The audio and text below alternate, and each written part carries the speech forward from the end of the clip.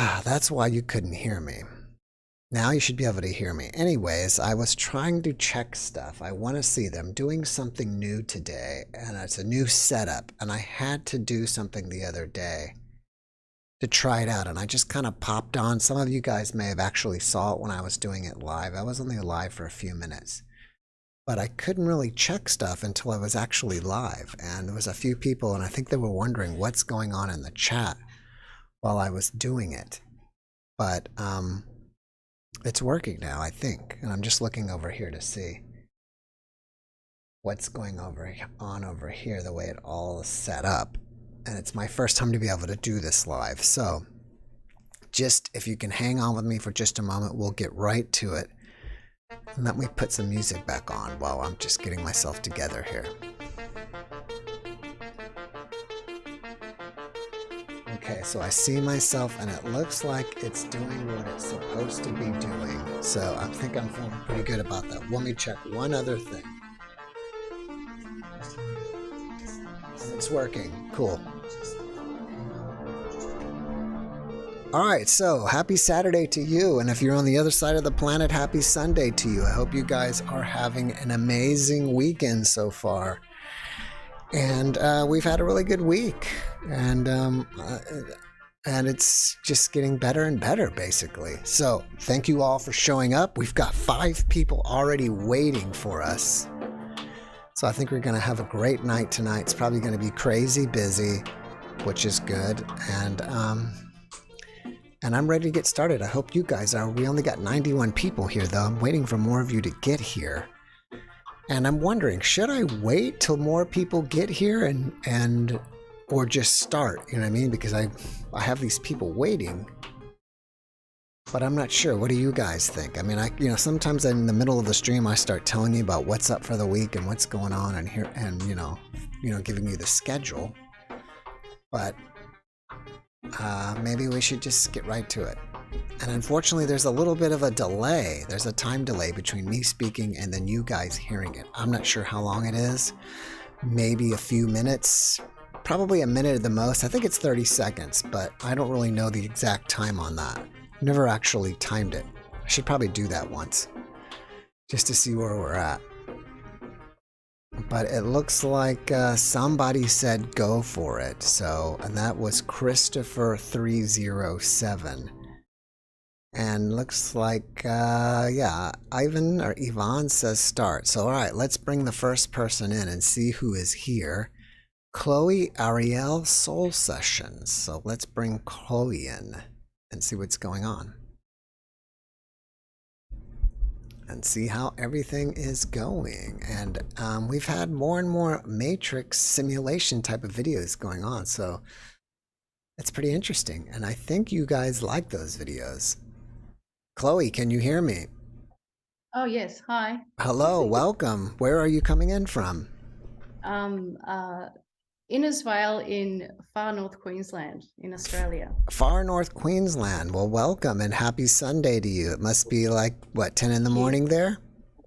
11. 11, Yeah. Nice. Very nice. Hello. Queensland's up there near Indonesia, right? Yeah, I suppose. All right. Up the top end, the pointy part. The yeah. pointy part, right. So let me see. What did I say? Chloe Ariel Soul Sessions. Yes. So what does that mean? What are the soul sessions? I'm a healer. Mm-hmm. I probably should explain. A couple of years ago, I was activated to sort of connect more to my multi-dimensional self. Mm-hmm. So I've been a counselor and a healer for many years, and also a medium. Right. But didn't realize I could actually clear people's spirits or souls. Okay. Is interesting. Now you mentioned that you were activated. What does that Yes. mean? Well, in the start of 2020, when a lot of light was coming to the earth, and I think probably a lot of your viewers would understand this, there's been a lot of light come to this earth, and it's activating a lot of people with sort of residual or dormant DNA. So I realized I could actually clear people's spirits, which includes past life trauma, a childhood trauma. Sorry, I'm a little bit nervous. Oh, don't be. It's only you, me, and 130 other people. Sure, sure. And also ancestral trauma. Yeah, so I'm able to get to the core issues a lot faster with Hmm. people and probably clear it. And it can be anywhere in the world. Yeah, so it doesn't actually have to be someone in front of you, but you can actually, and look, we all have this capability, but I just think with our programming and conditioning on this planet that we don't realize our extraordinary abilities.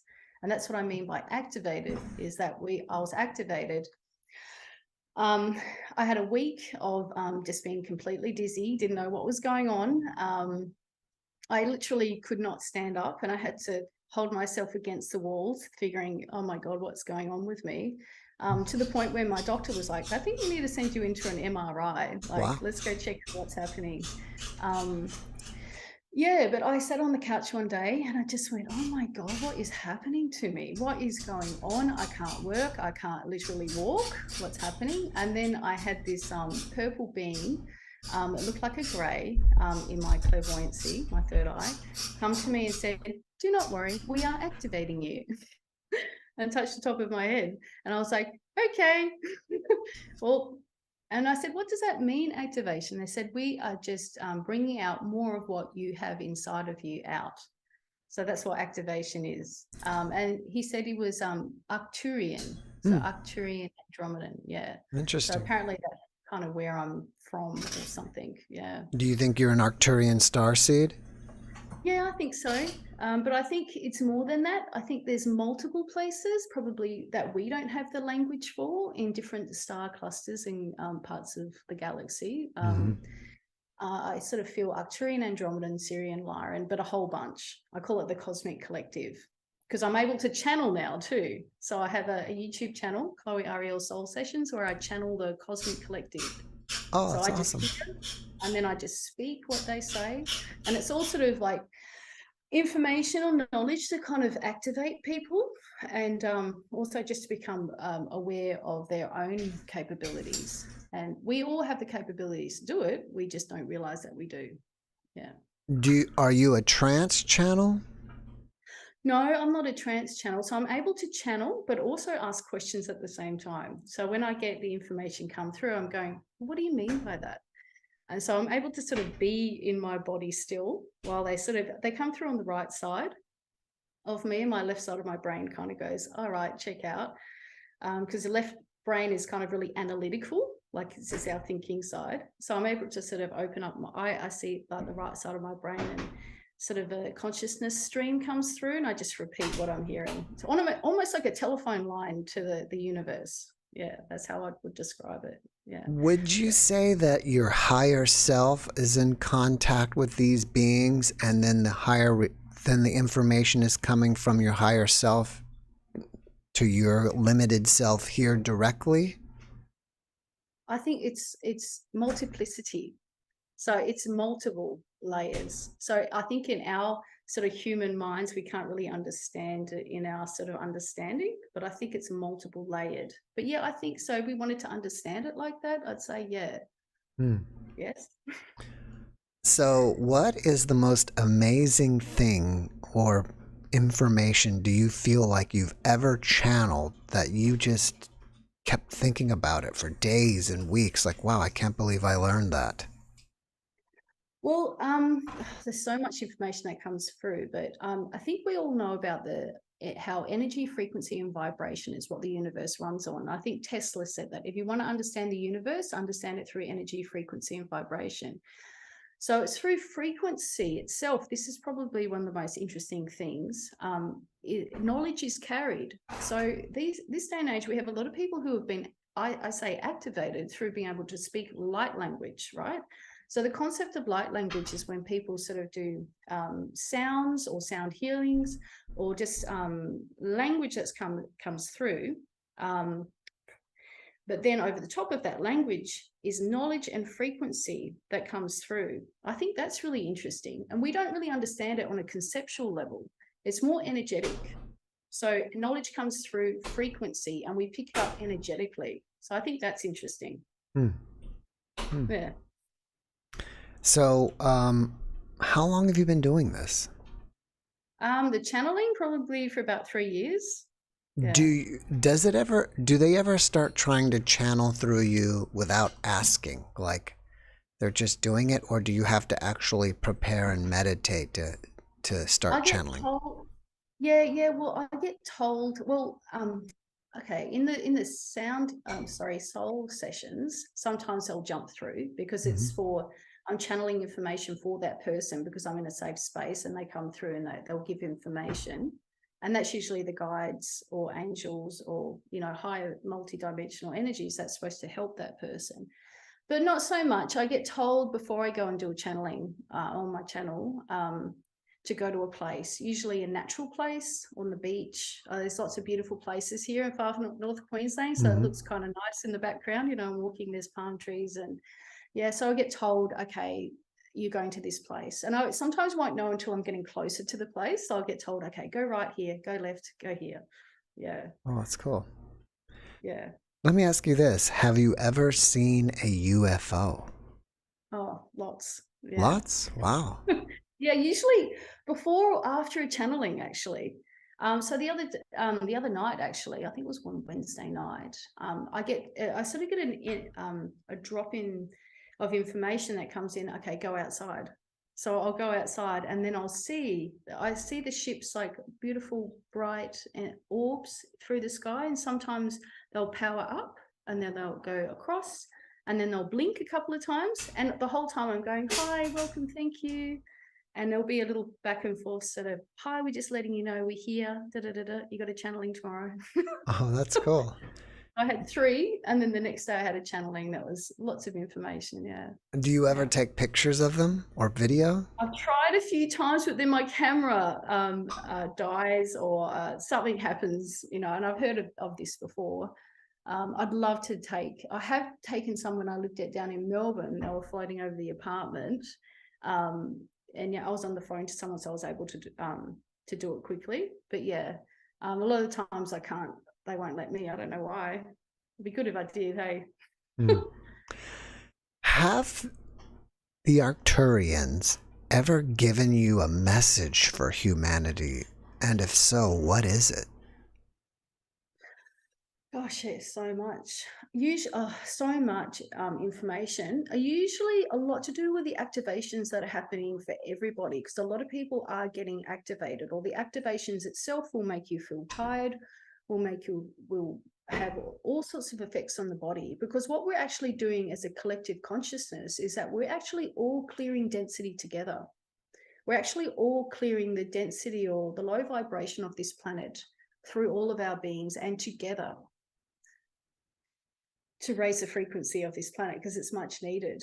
Hmm. We need to be able to move away from the war consciousness and all that lower vibrational energy to a vibration where we're all joining the cosmic web, and we're all connecting to our extraterrestrial brothers and sisters. Yeah. Yeah. What are your thoughts on the ascension, and when do you think it's going to happen? I think it's happening. Look at me, like 3 years ago getting activated. That was a sort of the end of 2019, beginning of 2020. And I think from then on, it's just these multiple energies that are constantly coming to the planet, and will be increasing and increasing all the way through until we're lifting our vibrations. I don't think it happens all in one big spurt. I think it happens gradually, and it's through the energy from the sun and a different part of the galaxy that we're going in with. And I've heard this concept, gamma rays or plasma rays, that are raising the frequency of this planet. Now I've forgotten what I've said because I'm probably going into channeling. You know, more people are talking about that during the ascension, the Earth is going to split into two planets, and some are going to go with the new one, and some are going to stay with the old one. Are you in uh, agreement with that? Uh, I think you can already see that is energetic. So some people are still kind of stuck in that old energy on that density, and other people are moving to a higher frequency, but we're all doing it together. I think there might be some sort of dogmatic religious sort of programming possibly still at play, but at the same time, I have been told we're in two timelines. But I think at the same time, we'll kind of merge these timelines together. It's all about all of us together, collectively raising our vibrations. And look, some people that cannot do it and feel so stuck in their trauma, may choose to exit. But, if we heal, it's all about healing now and just letting go of all the old energies, right? That we, through our ancestral trauma, through our childhood trauma, and just through all of this old energy, being able to clear it. Yeah. And interestingly enough, I also was activated to heal spirits and via distance as well. So there's a lot of souls and spirits that are still stuck in this density. And it's just a matter of people that are, tuned in or connected, that they can counsel these spirits to be able to go back to source. Yeah, it's time now. All right, Chloe, I've got to run. I've got 6 people waiting on me. But again, what is your YouTube channel called? It's Chloe Ariel Soul Sessions, and Ariel's got 2 L's. All right. Yeah. Do you have a website too? Yeah, so it's www.chloeariel.com.au. All right, cool. Chloe, thank you for coming and joining us, and feel free to come back again. We're here every Saturday. Yeah, no problem. Thank you, Jeff. All right, you take care. See you later. Bye. Bye-bye. And a round of applause for Chloe. I'm going to try to be on time with my sound effects tonight. All right, next we've got Eric B. And we'll bring him in and see what he's up to. All right, so we're doing pretty good. I would say we have 212 people, and usually when I say that, I say there should be at least 2 people, but we've got more than 2 people, so everything's going great.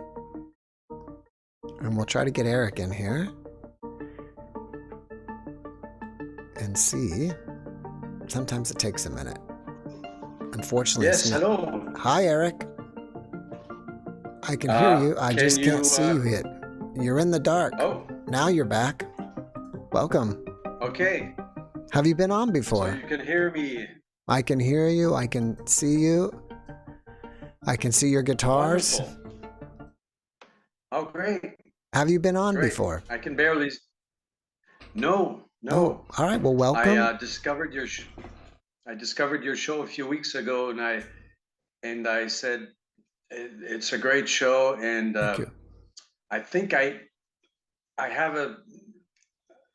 didn't have an NDE per se, right? But I had something that is very similar to what most of the people on your show talk about, and that's why I wanted to tell my story. And I said it's probably gonna.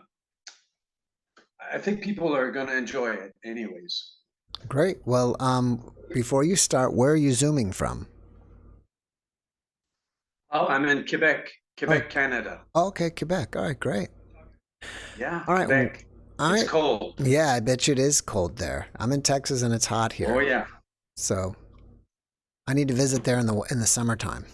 I need to be we have snowbirds, they call them, and they come down from the north in the winter to warm up, and I need to be a sunbird and go up to Quebec in the summer and cool down.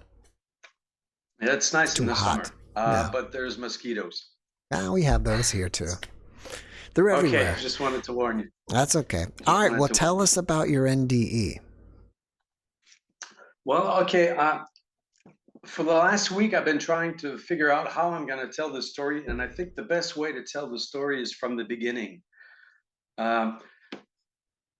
When I was 10 years old, my mother left my father, and my father was a very violent man, and he was about to kill me and my brother. And at the moment that the whole thing was about to happen, I saw a hand coming out of the wall and pushing a huge stained glass window in front of it fell at the exact time my father was about to murder my brother. And I was like, whoa. And it actually stopped everything. My father just stopped. My brother ran away out of the house in the winter, running in the snow with no shoes on, and basically my father went into a room, and I took the door, and when we came back, he had left, and I went into I lived in foster homes for many years after that. That's that happened when I was 10 years old, and when I So, was well, let me stop you there real quick. 14 So, years old. let me stop you there real quick for a second. Yeah. So both you, your father, and your brother saw this hand? No, just me. Just My you. brother was my father was actually about to kill my brother in front of me, then probably gonna kill me after, but he was focused on my brother. I was the only one who saw the thing push the huge stained glass, and it actually fell right in front of my brother and my father. I was the only one who could see that. And I knew something happened, something weird happened. You know, the fact that it at that exact moment it stopped a double murder from happening. It was no coincidence, and I knew that in my little 10-year-old boy's head. Anyways, I'm gonna fast forward. When I was 14 years old, I was walking with my brother. It was summertime in Quebec. We were outside, and we looked up, and we saw a ship. And I know now it's no big deal. A lot of people see, UFOs and stuff like that, but that's a long time ago, and it was a big deal back then. And me and my brother and a friend, we all saw it. It stayed for a very long time, and on top, just moving, just telling us that this is an actual ship moving in. The way it moved, it was trying to signal us. And we stayed for a while. Then we just went home, and we told our foster parents what happened, and they just said, "Oh." But now that I'm almost 60 years old, I understand that experience was just to open my mind. It wasn't a coincidence. It was supposed to happen. And so I'm going to fast forward again. When I was about 24 years old, I got this deep desire to know God, to know more about life. And I got involved into Hinduism. I said, all right, what's the best way to know God? And I wasn't interested in religion. So I saw a documentary on yogis from India, and I said, "Well, these guys they're incredible. They do these. Some of them they stay like for hours underwater, or they're buried alive, or they hold an arm up for 20 years, and yogis." And so I studied yoga, Kundalini yoga, for many years, and I learned a breathing technique, which is called pranayama. It's basically breath work, how to raise frequency. And I did this for 25 years, actually, for a long time, very long time. And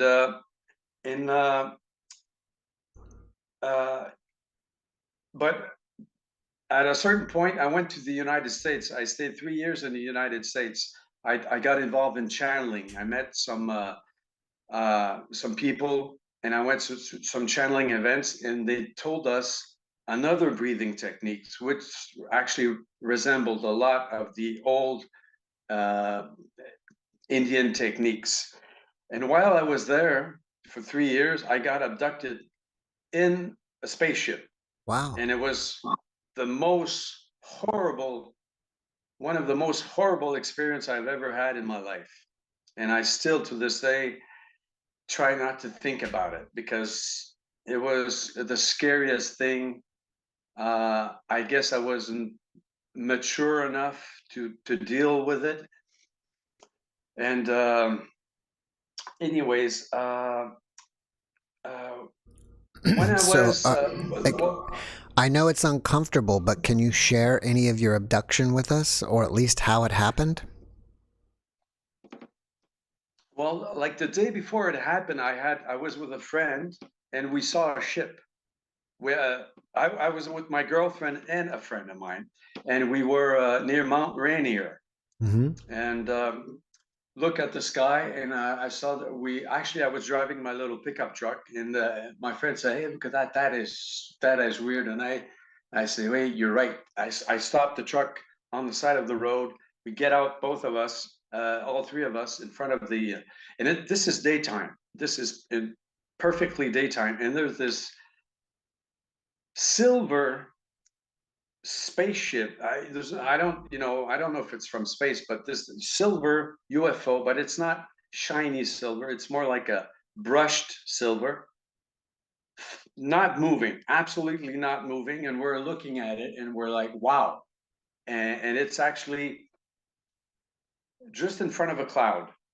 And at a certain point, I think the whatever entity who's inside the that little craft actually noticed we were looking at it. I don't think it's a coincidence that we saw it. He wanted us to see it, and he just left, but at an incredible speed.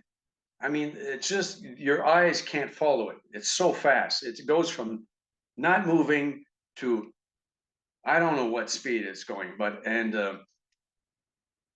the days after that, as I was sleeping, that didn't happen. I just you wake up and you're in a spaceship and you're actually right there, and it's you know that you're not dreaming because the temperature is different. It was hot and humid. Lights were very low, and you're on this table and you can't move, and you're just stuck there for a long time. And I was terrified. I was actually terrified for the whole time, and you can't move. I don't know. Happened twice. Uh, it's every second is the fear is just. And I in my life I had some scary situations. For example, I've been in front of bears. I was in Venezuela one day, and this guy had a shotgun in my face, and that's nothing compared to the fear of being into a craft. It's just the most horrible thing that I wouldn't. You don't want to wish that on your worst enemy. Let me ask you. Anyways, Let me ask you a question here. You appear to have some kind of contact since you were a child. You know, the thing when you were 10, and then I think at 24 or 14 you saw craft, and now this one. Do you think that even from the very beginning, when you were saved from your father, that was possibly an ET, and these ETs have been following you your whole life? that's actually, I was about to get to that point because not if I did meet the entities later, but not too long ago. I met them in 2019. Mhm. But before that, there's another thing I want to say. As I contacted you, um, when I was in New York on the 2001, which I was there. I was actually I was in Paris, and I was supposed to come back to Montreal, but I decided to go to New York because my girlfriend was pregnant, and she was with the hormones. She was basically scary. So I said, okay, I want to give her some room. So I go to New York. This is on the 1st of September, 2001, like 10 days before the Twin Towers fall. And I was working in Battery Park. I don't know if you know any Yeah, Battery I'm Park. pretty sure I've been down there. Is that Battery Park's was down there? Wasn't that down there by the old, the original Twin Towers? Actually, it's not too far, but it's It's at the end of the island, right? yeah, it's the southern point. And I was Right. doing my show because I'm a busker. I dressed up as a Statue of Liberty. Hmm. That's what the show was doing. Cool. And I was holding my arm up and everything. So I was in New York, and that morning, I left Harlem very early, because if you want to have a spot doing the Statue of Liberty in Battery Park, you have to go really early, or else there's another guy doing it and he can't work. So as I go into the subway, and I guess while I was in the subway, the first plane hit the first tower, because everything in the subway got really weird. It got really slow, and it took it was total chaos into the subway. But nobody knew what was going on, because this was like before the cell phones. Nobody had a cell phone, and actually, I saw some people working there talking, saying, "What's going on?" They didn't know themselves. So I never made it to the station I was supposed to go. I got ejected I stopped at a station called Cortland, which I'd never been before. While I was waiting there, that's where the second plane hit. While I was in the subway, and made this huge explosion. And then I saw this lady at the end of the subway closing the door, basically locking us in the subway. And I decided to run, and I ran like a maniac with my big bag, because I had a big bag with my costume and a milk crate. A milk crate is actually, you stand on the milk crate when you're doing a show. So I had all my stuff, and I saw, like 30 feet away, I saw this lady, and she worked at I saw her face look terrified, and I knew something was wrong, because while I was inside the subway, I thought that there was a nuclear bomb just exploded. How can I explain this? My greatest fear, it's funny what happened, because my greatest fear was to be in New York while some huge nuclear bomb would explode, because I always thought in the back of my mind that New York was eventually going to be blown away by some terrorist act. And by this incredible how do you say it in French? Synchronicity? Yeah, say it again. I said synchronicity. Anyways, I guess my fear attracted me to be at the worst place, at the worst time, the worst terrorist event the United States has ever had. And I was there. So basically, I get out of the subway. She was locking us in. I get out, and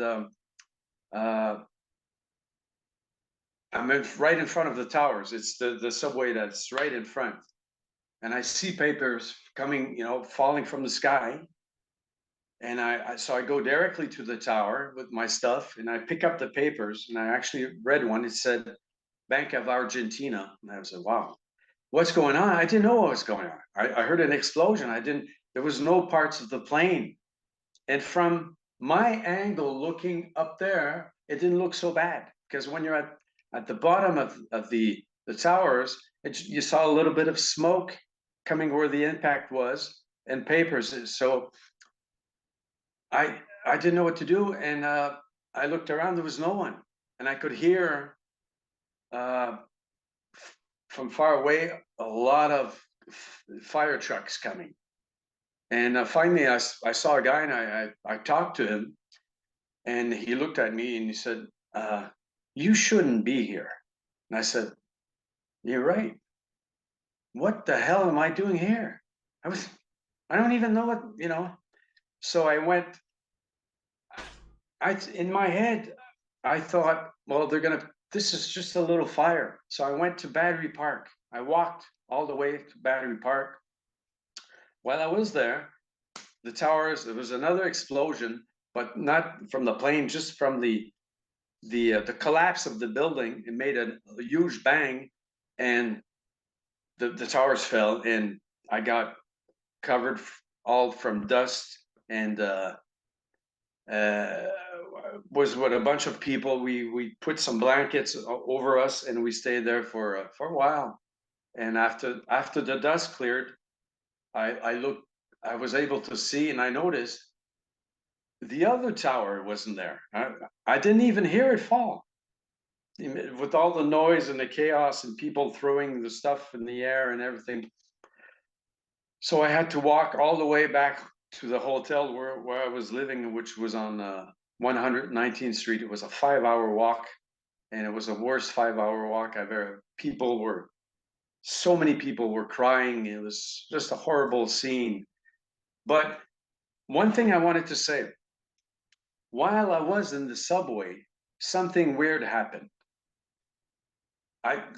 Still to this day, I don't know exactly, but as I was trying to make my way to go to work doing the statue in the subway, everything was blocking my way.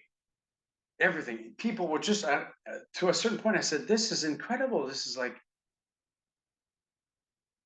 it's like life was trying to don't go there." And I was and in my mind I was saying, "Oh no, I was doubling down. No, I'm going there." Because I was making quite a bit of money, and something was telling me there's going to be something bad is going to be happening there, but I didn't listen to it. Anyways, but I made it out alive. I was very lucky. If I had stayed in front of the towers, well, it would have fallen out on me, but it didn't happen. I guess as the fire trucks were coming, I said, "Well, what am I doing here? There's nothing for me here." And luckily, a few days before that, I had bought a video camera. But I didn't have it with me. If I had it with me, I would have stayed there to film everything. And eventually I would have been killed by the towers falling, because there was no way the towers were going to fall. They were huge, and for me, it's like it didn't look so bad. But anyways, so I could fast forward to 2019, where I'm living right now. I was doing my breathing exercises that day. I put my blindfold, the same breathing exercises that I've been doing for 25 years. And after my breathing, I usually put a blindfold on my eyes when I do them. After I do my session, which is a 40-minute session, I take my blindfold off, I look in front of me, and there's an archangel there.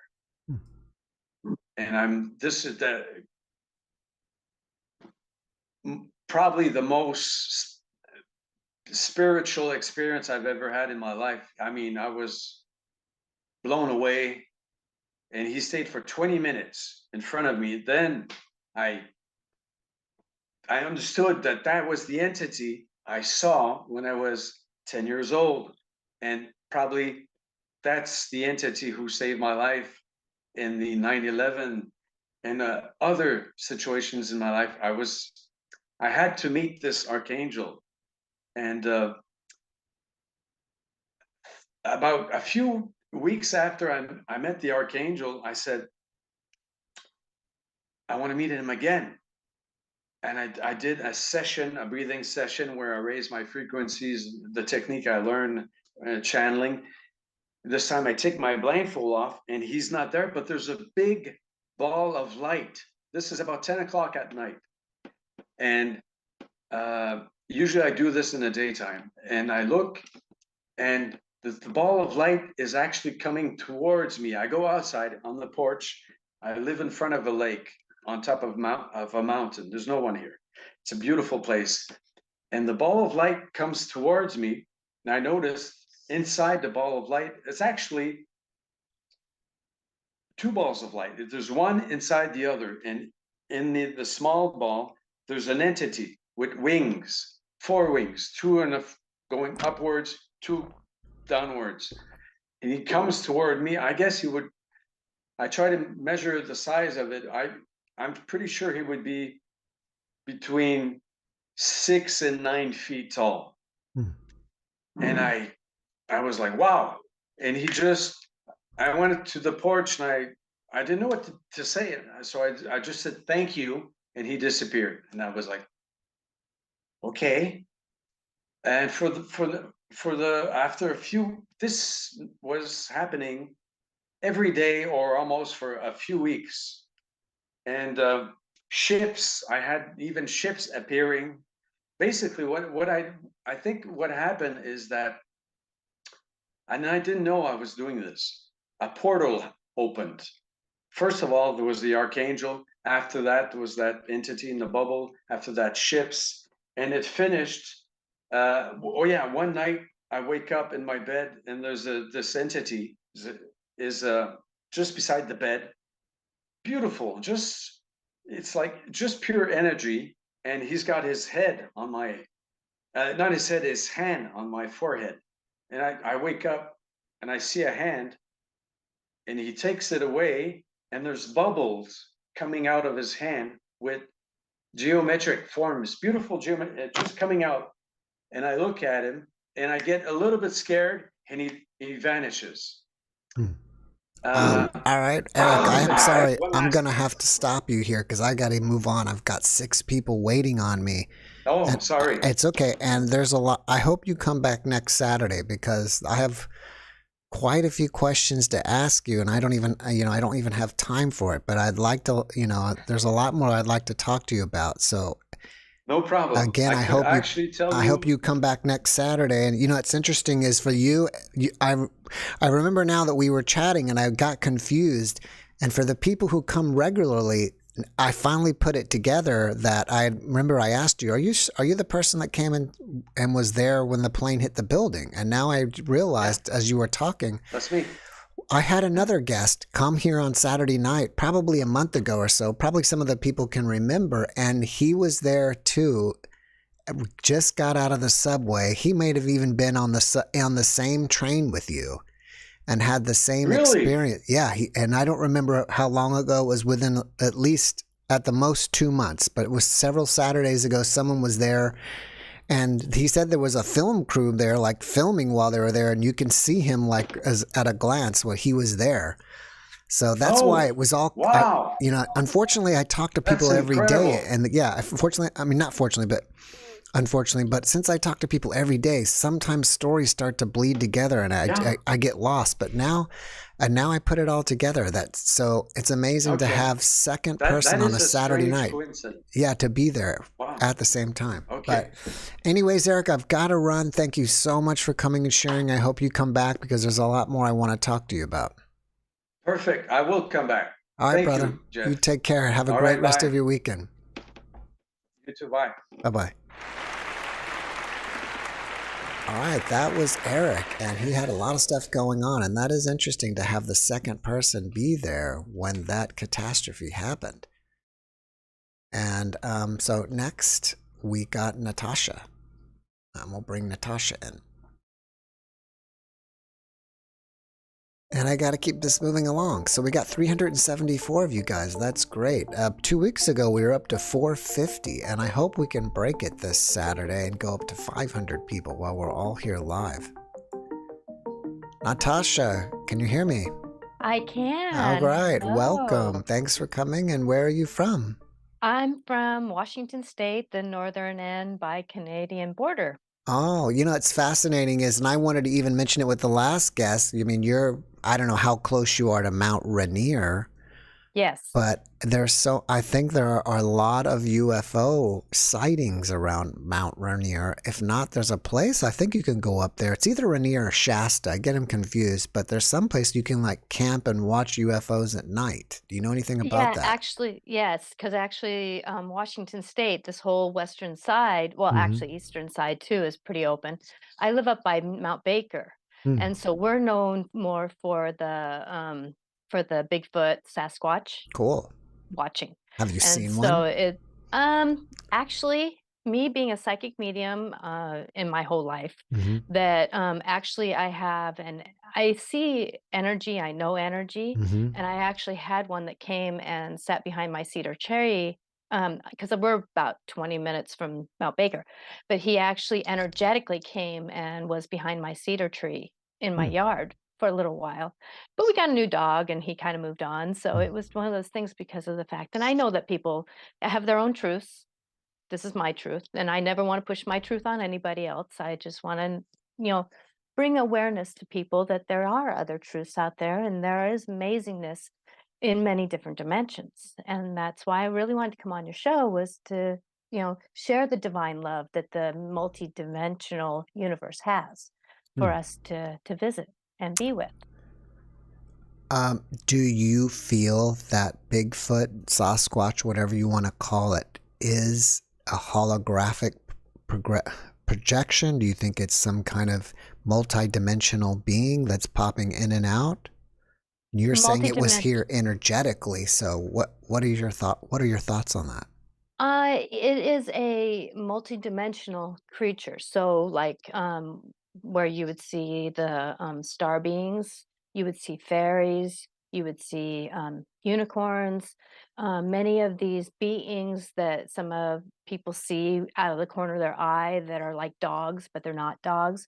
These beings that are now our filter. Actually, we had a big filter change coming into this year, and so we're going to be seeing a lot of these beings more. And that's why we're hearing them. They're throwing more rocks at us because we're intruding on their energetic field being humans, and now they can't filter past us as easily because we're becoming more like them. And that's how we're seeing more of them. And that's why, they're becoming more aware and people are more energetically knowing them. They're feeling them more because Hmm. that filter is changing. Now, you mentioned you were a psychic, right? Hmm. Was there some type of an event in your life that acted as a catalyst that started you down this path, or were you just born this way? I remember being born. I remember writing my contract coming into this world. I've been intuitive many lifetimes. And so with this one is that I actually remember sitting up in the hospital room as a spirit and then coming through my mom's womb Hmm. and then seeing the doctor's face in the 60s, when it was, stark and it was in the middle of the night. And then I remember many times as an infant even being picked up, where my head was back and my mom would have to pick me up. So my soul has been awake my whole life in this dimension. So with me, I walk into many dimensions, like I have a crone that I was in a past life. And so in this one, I don't want to do herbs, so I have her help me do the herbs. So I'm speaking kind of boldly here. I know I only have 15 minutes. So Hmm. it's one of those things that as we work in this life, we're in many different dimensions at one time, but yet how can we be human here and find that divine love and That's a be good in this question. moment? How do we do that? Well, that's why I feel like that, I've always been dyslexic. So for me, I've never been really able to read. I've been able to read certain books, but all through high school, I couldn't read. And so for me, a lot of my knowings are soul knowings, that my soul and I have been cohesive in this lifetime. So for me, if somebody mentions something like, "Oh, I know that," I just, I don't have the wording for it because I don't read it to get the knowing, but yet I have the knowing. So when I'm talking about the multidimension and that kind of stuff, it's something that I just work with and be with. So for me being, there was no catalyst for me to do this. That even my cousins who said, our whole family was intuitive, but when you spoke, Natasha, you were different. Do you feel like the psychic information just happens just like what you said, a knowingness, or do you get a download? I would say that it depends on where I am in my humanness, I call it. We're here to be human, to have the emotions. So if I'm in a lot of my emotions, I've had to deal with a lot of grief in my life in this lifetime. And so sometimes when I'm in that, then I do get those downloads. Yes, we get downloads. We've been getting a lot of actually downloads with a lot of planets being in retrogrades, all those different, I can't name them all. I know them all, but I can't name them all. There's just been a lot of it's time for us to wake up. But it is us having to work through our emotions to help us wake up. And that's when people have always said that you work with many different dimensions, but you're really good at being in this 3D world, helping the 3D person be the human that they need to be to enlighten themselves to grow and change. So, as a psychic, do you get premonitions, or are you seeing the future, or do you feel like you're just getting information about people or certain events? I get a little bit of both. It just depends on what is the information that I need for the client that I'm in front of, or whatever is working in that moment. I I have an understanding that our future has many possibilities. And so when we're talking about getting a future understanding, many a times I give people the tool to work towards a future that they can have the possibility of. Hmm. So with that like I'll give you an example. One time I was walking into one of my day jobs and I got the vision all of a sudden of the world being in shambles. And I saw me having a daughter and a son. The daughter was a little taller than the son. And I had to make a choice at that time. Was I going to have children no matter what the future was going to be? That was the mention. That's what it wasn't necessarily that I saw that the world had a possibility of being destroyed, but yet I had to make the choice no matter what, was I going to have children? And the funny thing is that I had two sons, yet now I have a transgender daughter who is taller than my son. Hmm. So the Interesting. future did come out. It just didn't come out in the way that, that's the thing, is the universe isn't exactly 1, 2, 3. It's multi working. And so it's, how do we work in that multi working?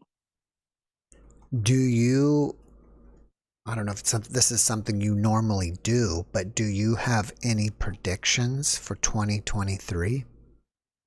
I would say that the prediction of 2023 is to learn to trust your knowings, because of the fact that we are going to be seeing the fae, the multidimensional creatures. We're going to be starting to see the star beings more.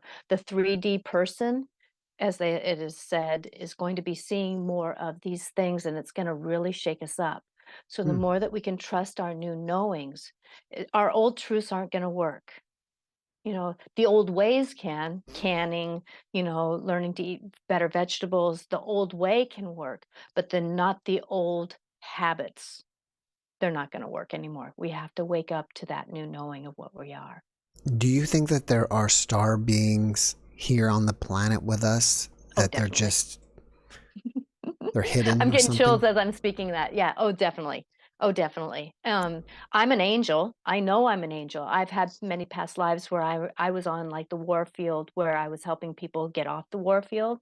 And so that's why I'm here, to help people learn what divine love is. That it is about working through that emotion and being who we are. And it seems like that there are more and more reports of UFOs and sightings, and more people appear to be having contact. Do you think that very soon there'll be full disclosure, and they'll just, you will be seeing all kinds of beings here on the planet? I have an understanding, yes. In the years that may happen, I'm not too sure.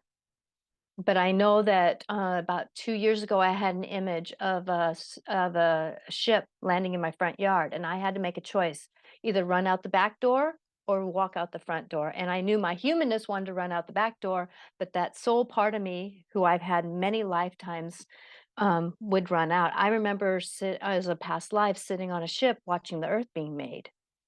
Hmm. So with that I've been a star being many, many, many lifetimes. I remember how we were made as souls. We were plucked after we were taken, or come off of a greater light, and then our soul was made. So with that as we were made in those knowings, that we could become star beings, um, dragons, whatever that story was going to be for that lifetime that we were supposed to create. Memories, knowings, and that's what our soul is that akashic record. Our soul is the akashic record. So how can we work with that akashic record? And I have a knowing of that akashic record that is with me all the time. half the time my downloads are from, as you were saying on other shows, your higher self. Well, that's my knowing self, I call it. And so with that it's always available to me to be with me anytime I need it.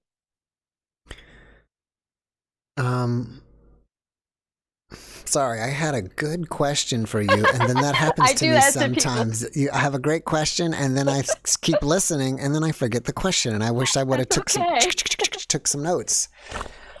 No, it's a good thing.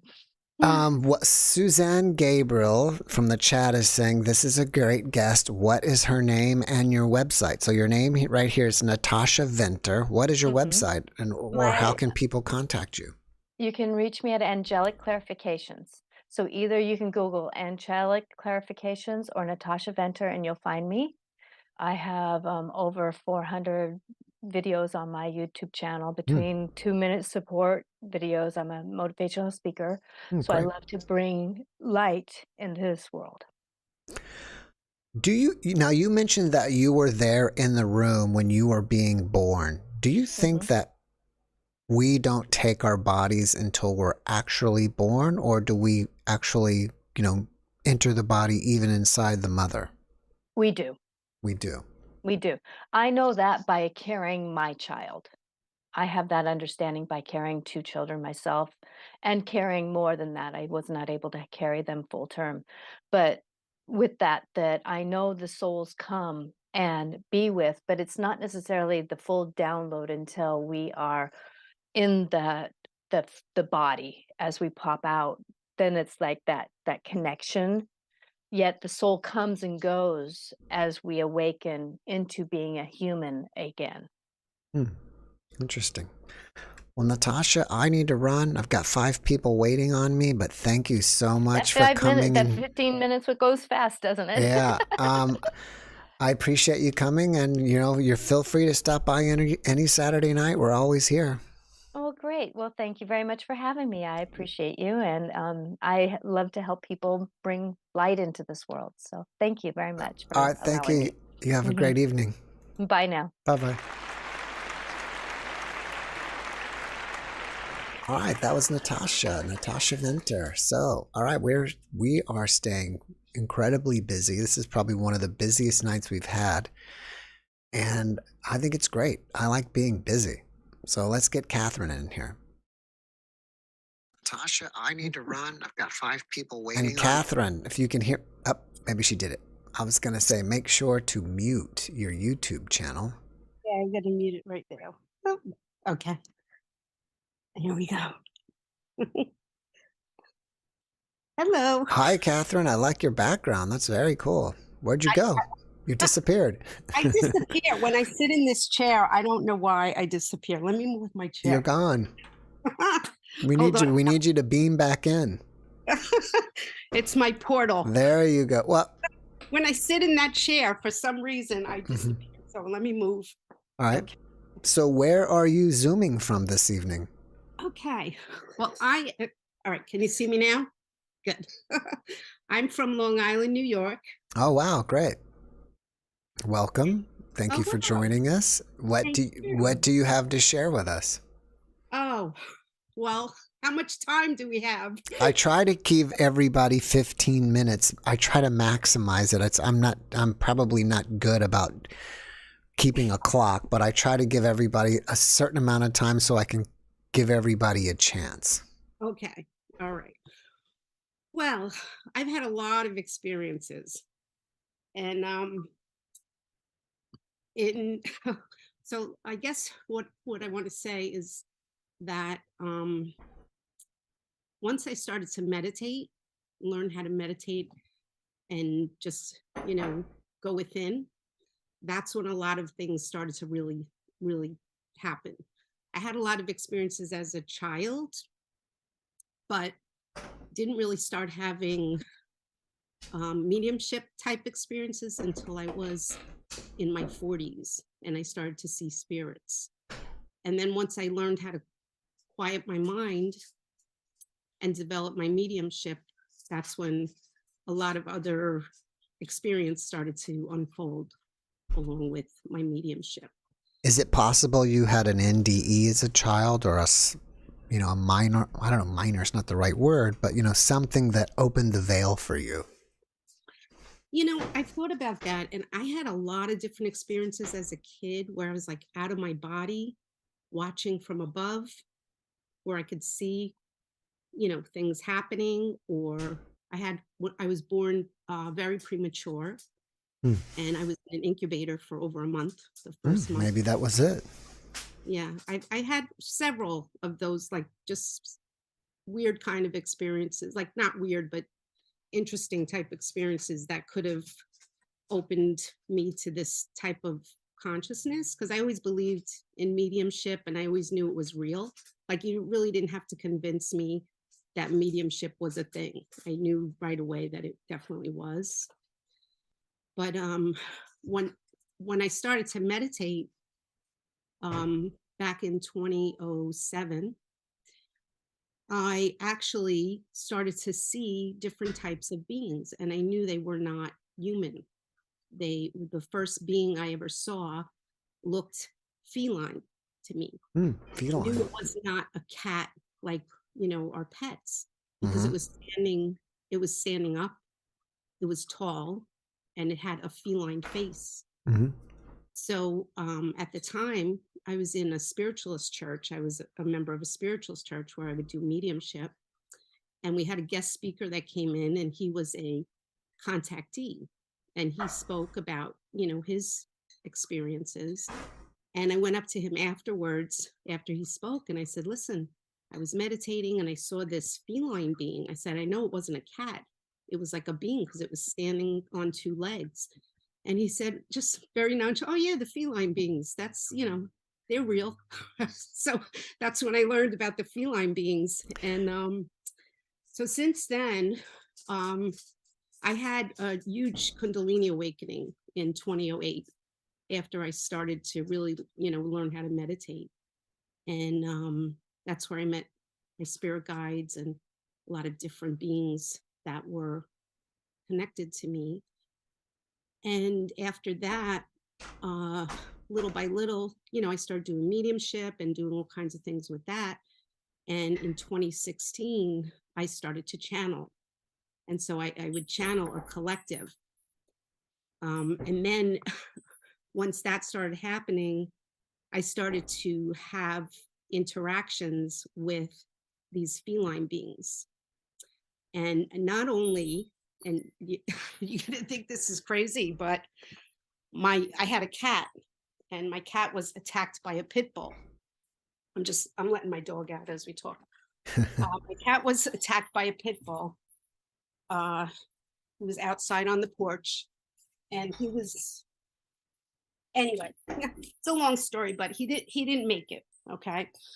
And we had to put him down. Mhm.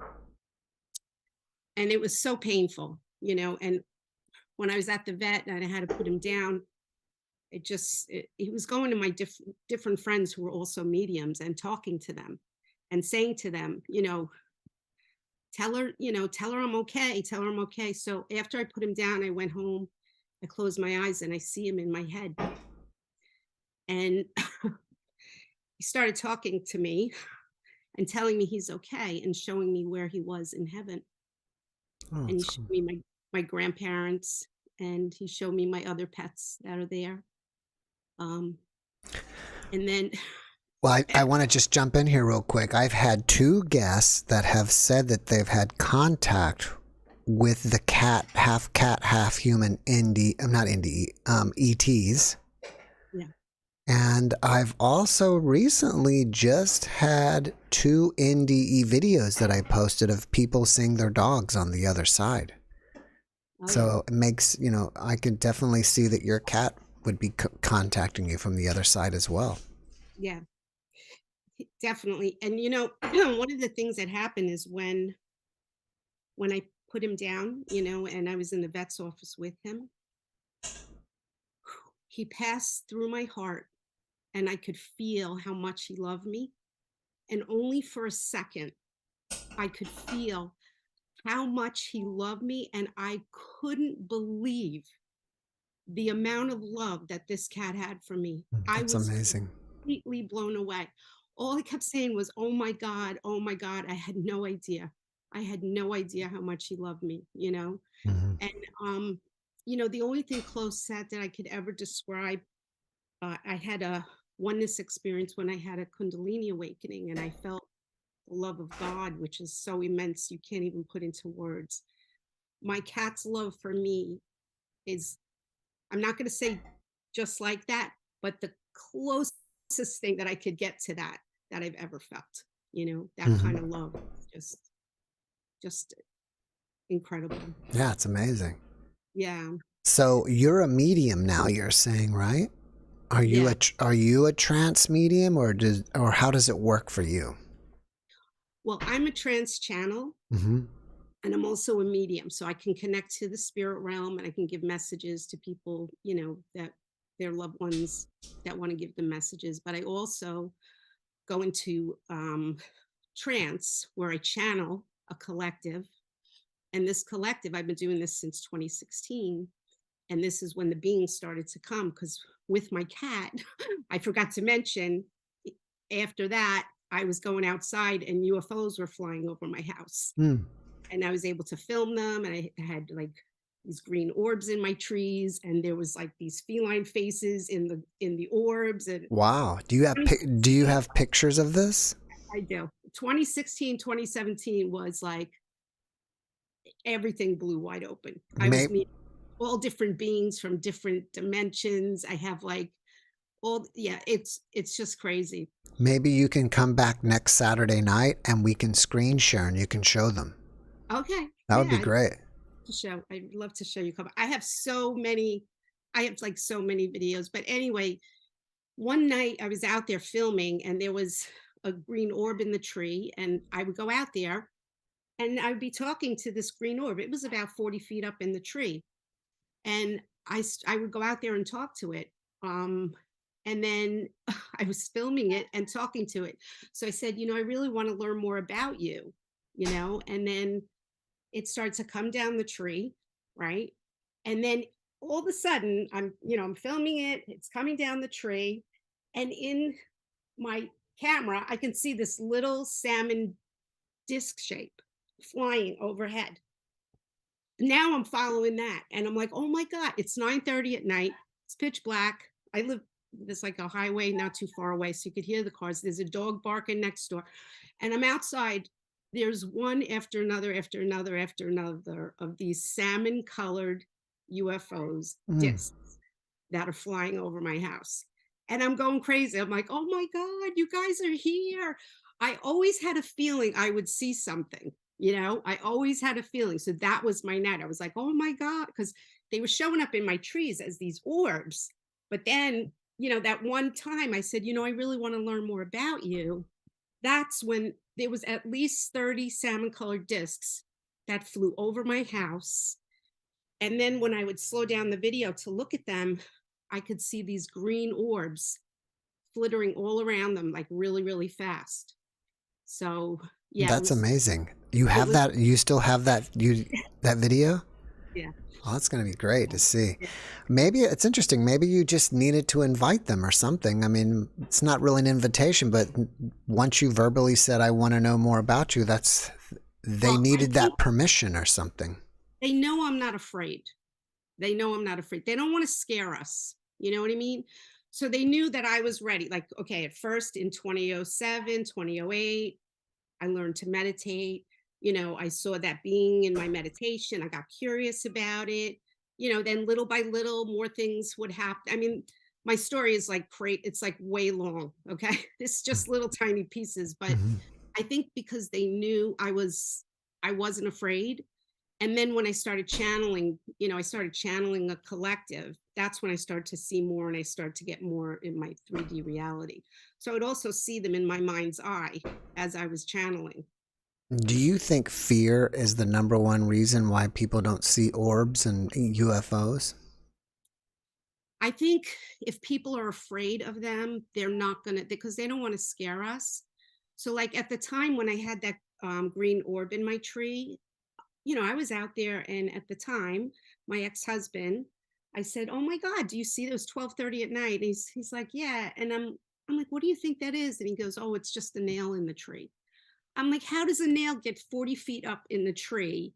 Like that doesn't make any sense. And then he said, I have to use the bathroom. And he went in the house and I'm outside by myself, filming this green orb that's doing all of these, morphing and spinning. And I can see faces in it. And, but he had no interest in it, Hmm. didn't care about it, had no interest in it. But me, I couldn't get enough. I would have probably went on a ship and took off with them if I could have, Now, I don't know if you were watching earlier, but we had the gentleman on named Eric, and he said he was abducted and it was terrifying. Why Yeah. do you think he had that type of experience?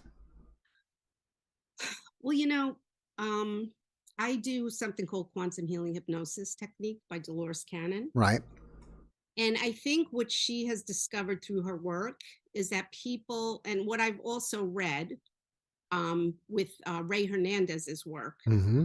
that people that have had one or two experiences, and there's a lot of fear around those experiences, and if they get stuck in that trauma and that fear, it could prevent them from understanding what their connection is to these beings. So like somebody that has an experience of being abducted, right? And wants to know more about it and is open to understanding why that happened and how they're connected to those beings, would then have more information coming to them that would help them to understand exactly what was going on. Does that make sense? Mm. So I think that they do have a connection to those beings. It's just that they're not ready to know it and they're not ready to understand it at this time. They may be one day, but right now they're not. So I've met some people that have had those experiences that choose not to really look into it anymore, and I know people that have had those experiences and they're very curious about that. And they've learned over time that the beings were not a threat to them, that they were actually here to help them. Okay. All right. So- Well, Catherine, I need to run to the next guest. I think I have like 4 people waiting on me. But before we go, if people want to find out more about you, do you have a website or a YouTube channel or what? Yeah, I do. I actually have a group that I meet with once a month. Mm-hmm. And if people want to come and be part of the group, I do have speakers that come on and we talk about this, and I have a sharing group too for people. Cool. So if people want to find me, they can contact me either on YouTube. My channel is UFO ET Experiencers, Mm-hmm. Catherine Chappie, or they can email me if they want to be on the Zoom program, which is the second Tuesday of the month and the first Tuesday of the month. We have 2 different ones. That one, they can email me, ufoetexperiencers@gmail.com. All right, great. Well, I hope to see you back next Saturday with some videos. I think that'll be fun. Okay.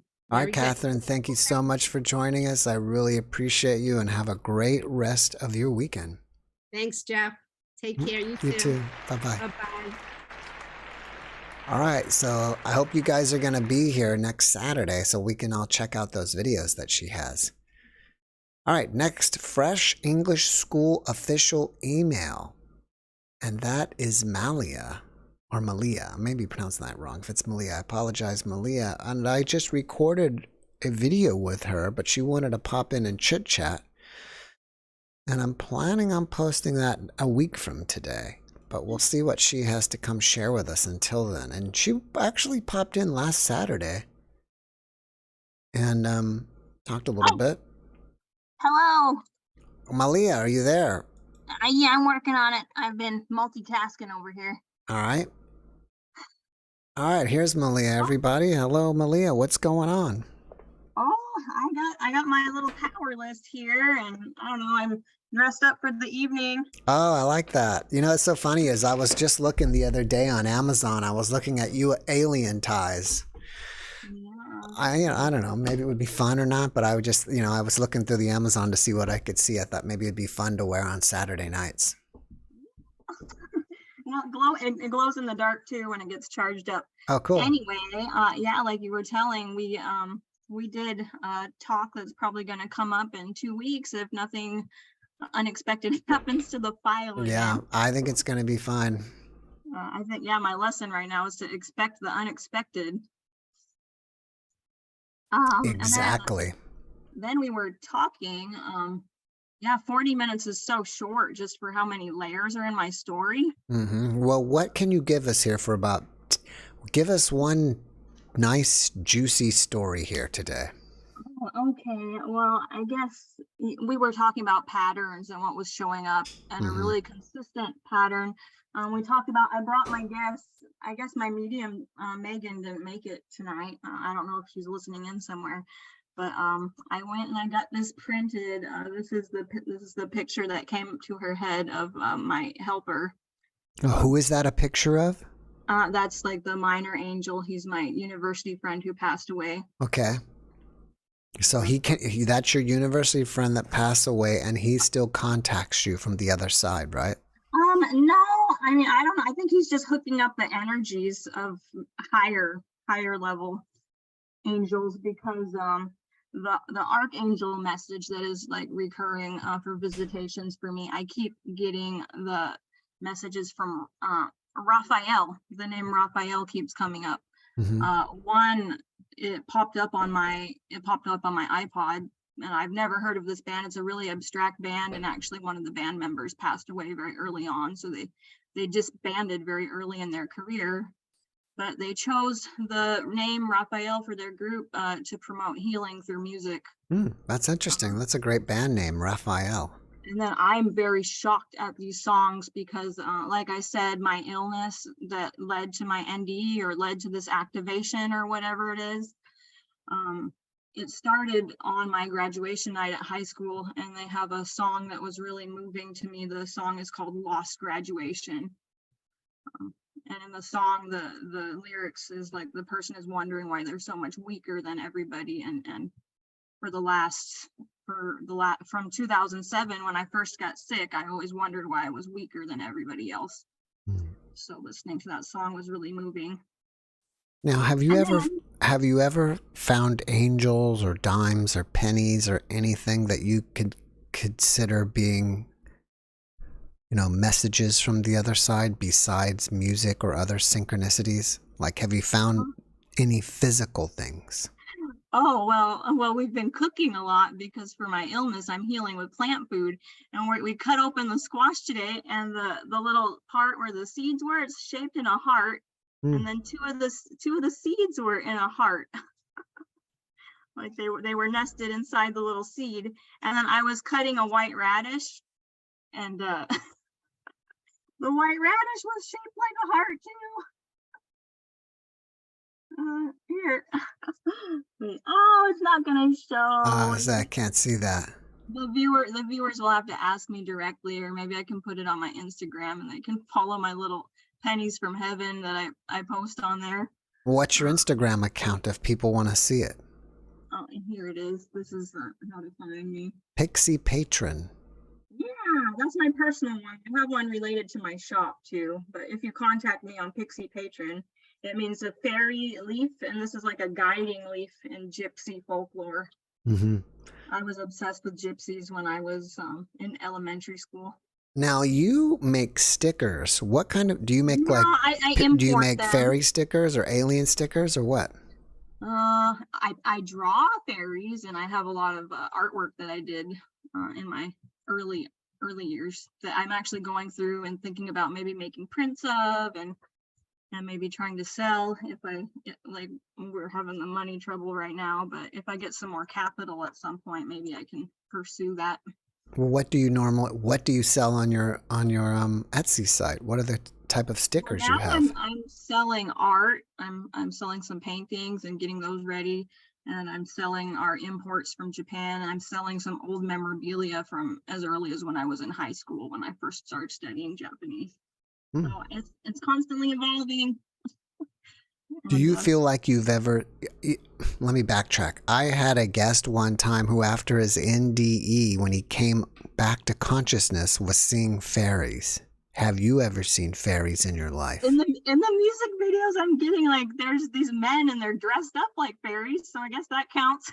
Yeah, well, kind of. And I love that. Anyway, and then speaking of Raphael, I was invited from some new friends that found me. Like, I'm attracting all these new people into my life. They took me out to the Mexican restaurant, and my waiter was named Raphael. Ah, cool. So I've been checking receipts, and then I look at the names, and I just was like, oh my gosh, Raphael is here.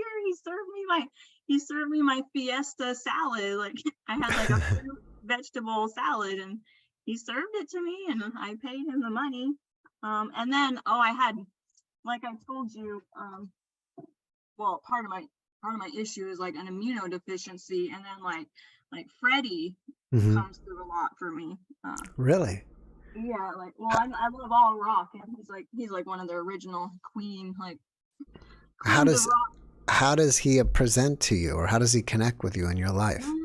Like, I found like Instagram accounts like popped up, suggested follow, and there's a channel on Instagram called Saved by Freddie, and there was a picture of him like back in the day at Nagoya Castle, which Nagoya is the place in Japan where I'm most connected to. Oh, that's cool. Yeah, and then That's awesome. And then like Freddie, like his family sought refuge from Zanzibar in India, and I've been going through a major Indian.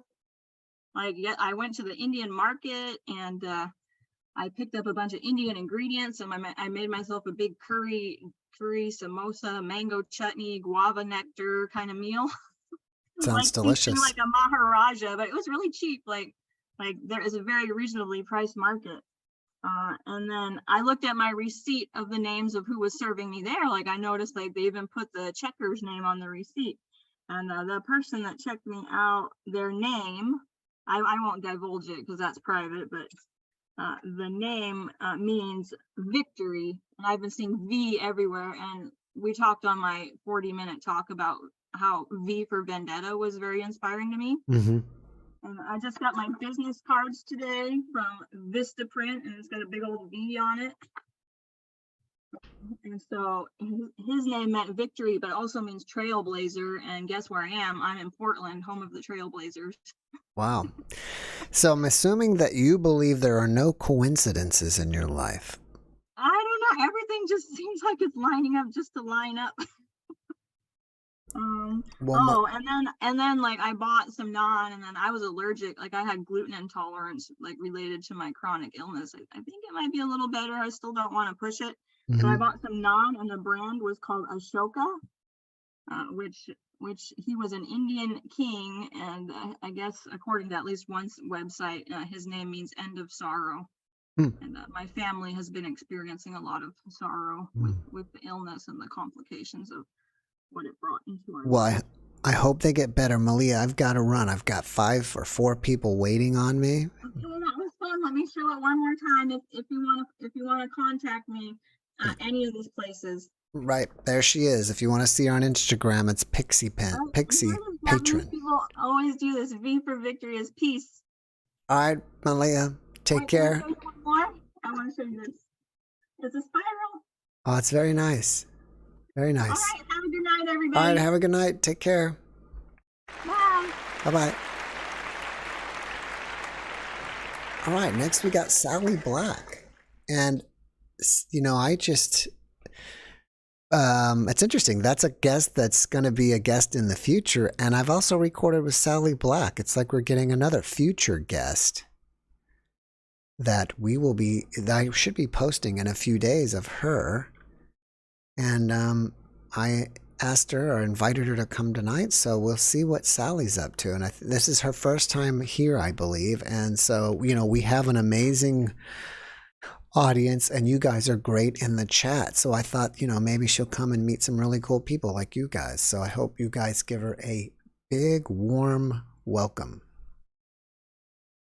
And Sally, where are you? Here she comes. Sally, there you are. Up. She disappeared. And maybe she'll be back. And there she is. Connecting to audio. Sally, welcome. Nice to see you again. Making money. Can you hear me? Model so successful. Yes. Do you have, if you have YouTube on, make sure that you turn down the volume on YouTube because I feel like I hear myself echoing or something. Okay, hang on. I didn't expect to see you. That's all right. Sally's in Hawaii. And actually the other day, you can see, like, you can hear about our real story. We started recording in the morning, and then they had some rainstorms going on, and it was just interrupting the stream. And so then we had to stop, and I said, let me meet you later, and we'll try it again. And it worked out just fine. Right? It sure did. It sure did. It was really great. Thank you so much. Well, this is your first time. Are you enjoying yourself this evening? I am. Have you been in the chat? No, I just popped in right now. Oh, okay. Yeah, there's like 400 people there.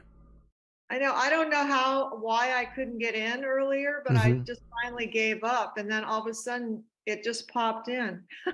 Right.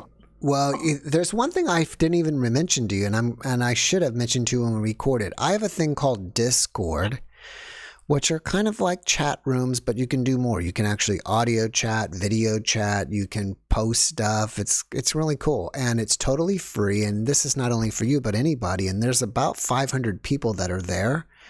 And what you do is you go to discord.com and you sign up for free. It's kind of like signing up for Facebook or some other platform.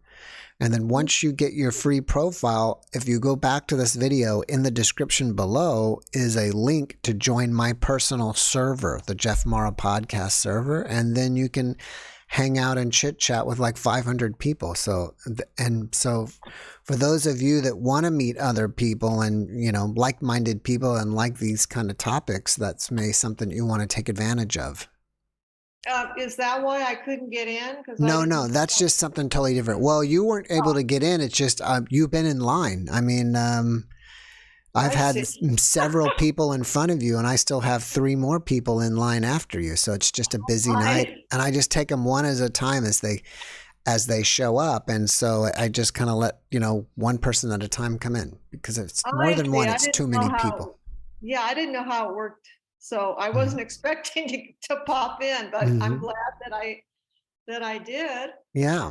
So besides, we don't want to tell we want to save what we talked about for your video that I'm going to post. But do you feel like there's anything else that you would like to share with anybody that we didn't get to?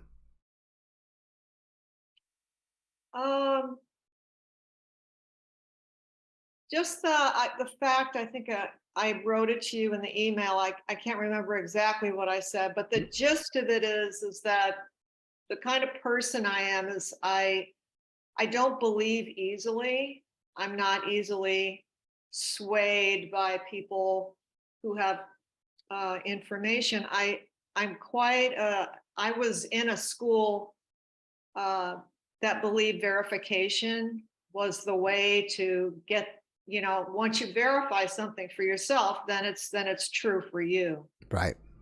So I'm not easily, no matter what I hear, I might find it interesting and exciting, but I still have to get it myself. And that's why it was really important for me to get the message out of what I was experiencing with Michael, because it took me a while to even believe that he was there. Yeah, let me pause. All kinds of clues. Right, let me pause this for a second because people don't know what we're talking about. But but Sally is able to communicate with her son, who has passed and is on the other side.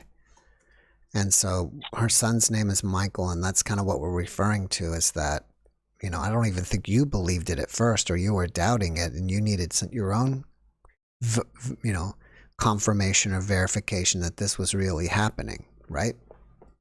Yes, because actually it wasn't a lucid dream. It wasn't an out-of-body experience. It didn't really fit into any of those categories because I would just wake up at around 3 and suddenly see the circular orb And then that's what turned into a portal, and Michael was there. So I came to believe, after seeing him many times, that he was somewhere. He could have been on another planet that looked like here. It seemed that way because it looked like here. And he was always happy, always having fun. And, it really healed me to have that experience. So that's what the gist of it is that I wanted to make clear that I'm not a person that believes things easily. It took a while for me to believe this was really happening. And now I do believe it. It's interesting. And I think you mentioned that you watched yesterday's video about the simulation, and Yes. he said that what we're living in here is a copy of somewhere else. And you're saying your son's on the other side that looks like here. Maybe that is the real place and we're in the copy. I watched that for the first time today, and he actually mentioned Peter Ouspensky, which is someone that's a philosopher from a long time ago. It was 40 years ago that I read a book, and it was speaking about how man is a machine and that man is asleep. And I just went, wow, I had never heard that idea before. And then later on, it became the Matrix movie came out, and the idea again became apparent that it might be, it seems like it's true. I think I've heard like a physicist say that there's no way to disprove that we're not living in the Matrix. Well, I think anyone that does personal work on themselves and sees how really asleep we are to a lot of our activities, unless we're actually noticing that we're asleep, we're kind of walking around in this state that's really not asleep and not awake, but it's you don't notice it until you think about it. You go, oh wow, so much time went by, and where was I? Yeah. So it's kind of dear to my heart that he said that about P.D. Ouspensky, because that was the beginning of my spiritual path. Interesting. Not only is he a really smart guy, but he has read, I think he said his bibliography was 1,300 books. Massive amounts of information. Yeah. So I think that's amazing. Well, do you have anything else that you would like to share? Just that I'm very excited that I've connected with a group of people that I feel like I bond with right away. It's been years now since Michael's passed, and it's been a lonely road. But I think actually, if I hadn't done it myself, and became empowered that I did so, it might have been very different. So the timing is perfect for me to actually share with people that really, really get it, and that I'm not just throwing it out in the air to people that go, good story. Yes. Well, let me see. I was trying to decide. I think we're going to be posting your video on Tuesday. I know I might have said Monday, but I think I had to reshuffle something around. It's either going to be Monday or Tuesday. So, and I hope you guys will, now that you guys have gotten a little teaser of what we were talking about, and about, we're going to be talking about her connection and her communication with her son, that you guys will all come and watch it. And if anybody wants to, contact you, are you up for that? Absolutely. Even now? What's the best way to contact you? Well, because of the privacy issues, I would like to start out with my email. And that's clearlightbysally@gmail.com. You said clear light? Clear light, one word. Clear light by Sally? Clearlightbysally@gmail. Okay. So I hope you guys got that. All right, Sally. Well, it's nice seeing you again. I've got to run. I've got 4 people in line or 3 people in line. I need to get to the next one. But thank you so much for popping in, and you're welcome every Saturday. I hope you see you more often or regularly, and check out Discord if you get a chance again. I will. Thank you so much, Joe. All right. Have a great evening. You too. Bye-bye. Bye.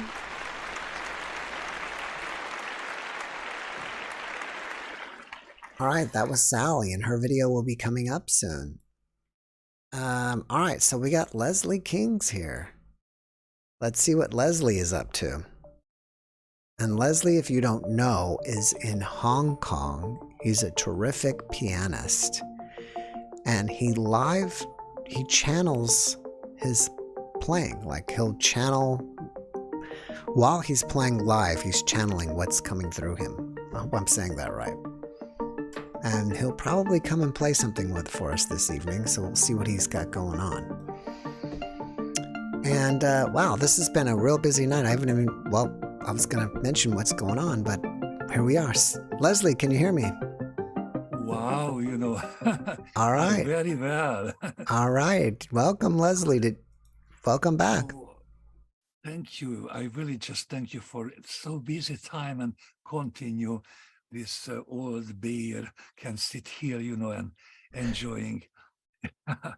Yeah, so, I just think sometimes I feel a little bit lonely when I play.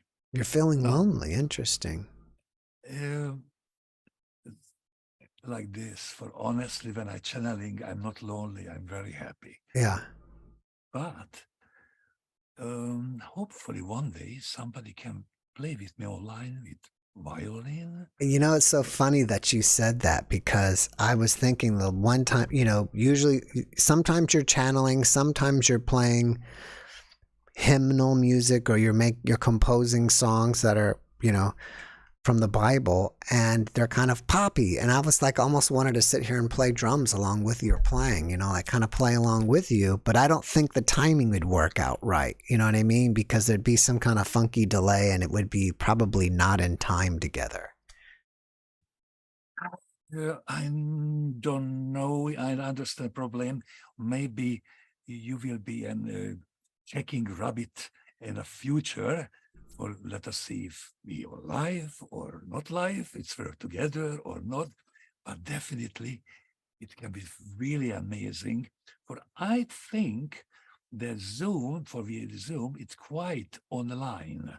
Of course, 30 seconds, it's going to everything in YouTube. And sometimes, where I am, oh, okay, I'm here. Oh, the Mazda video. Yeah, but I'll be very happy if you bring a bongo and things we can try, or somebody said you can sing. Well, not me. We let you do the singing. But maybe I'll just maybe the next time you play something poppy, I'll just kind of snap along, and then we can see if the audience, if they'll say that I'm in time with you or not. We'll see if that actually works.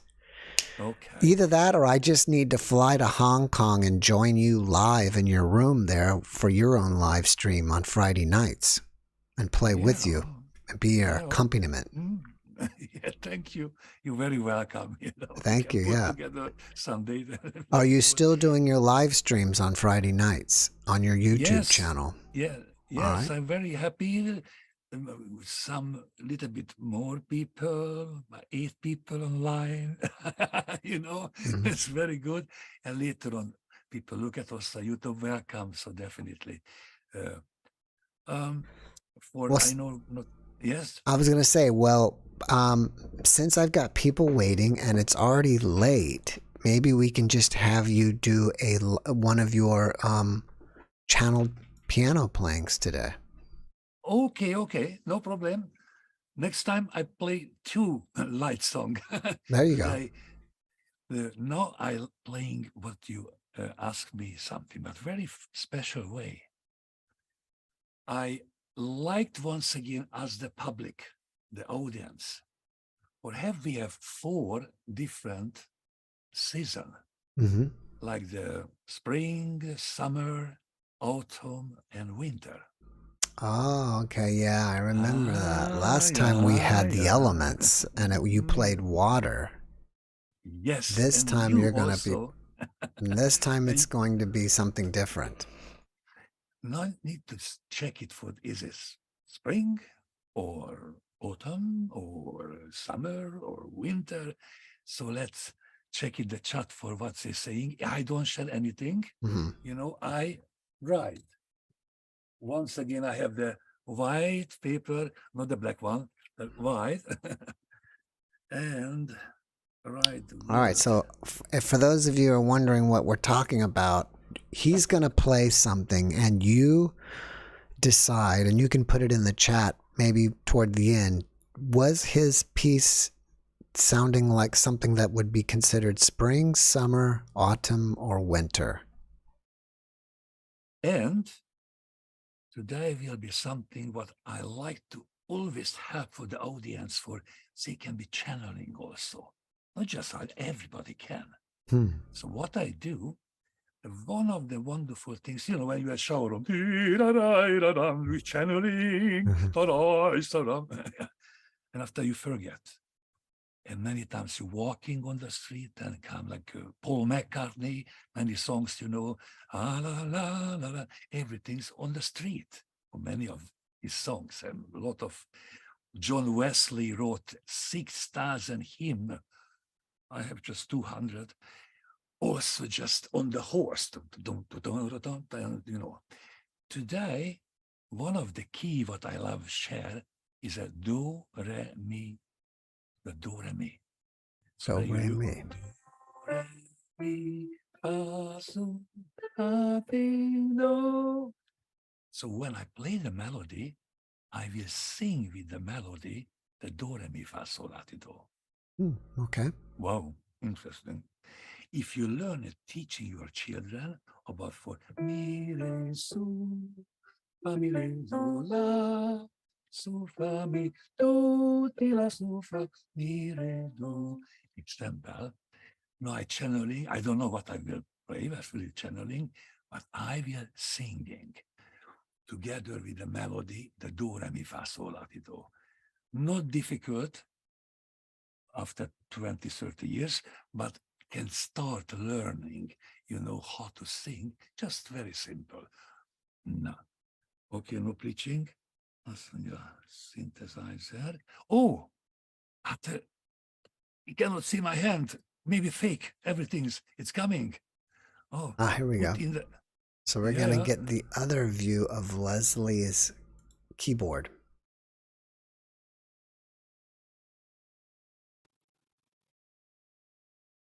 Okay, the video I must open. There we go. So we know you're not faking it. Note. Okay, so let's see.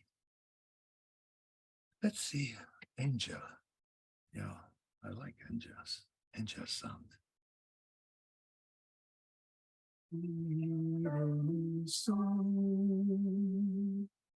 La do ti so la, re mi fa so fa mi re do ti do re so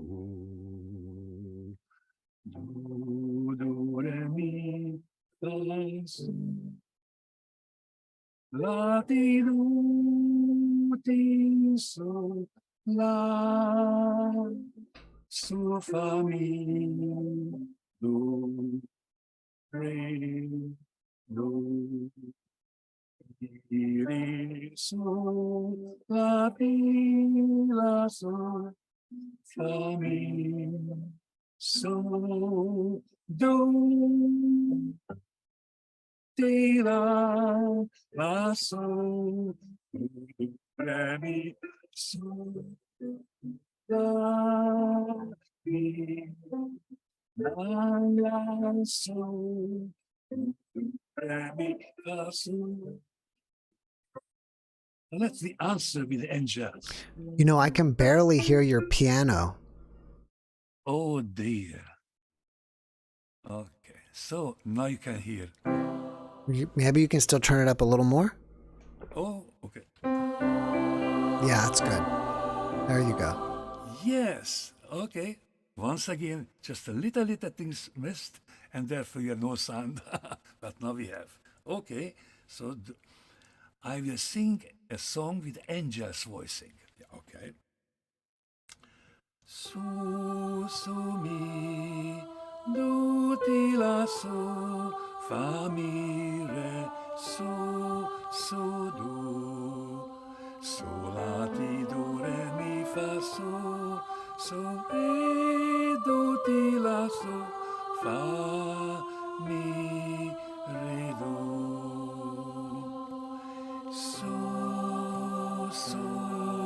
la ti do ti la do re mi fa la mi la do re mi fa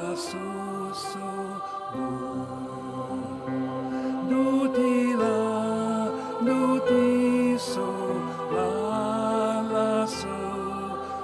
do re mi fa la ti do ti la si la do ti la do re mi fa mi re do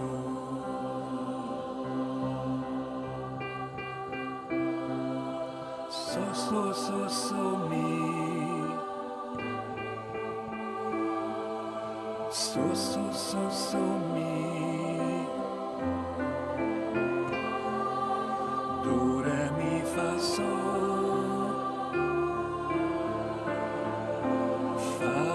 mi re mi di la fa mi re mi la do re mi fa do.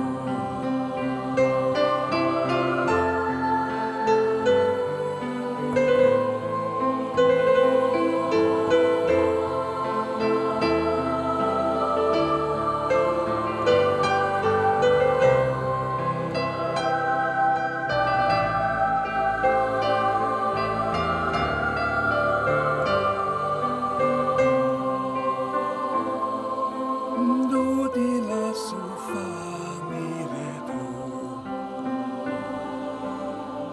di la fa mi re do di la fa mi re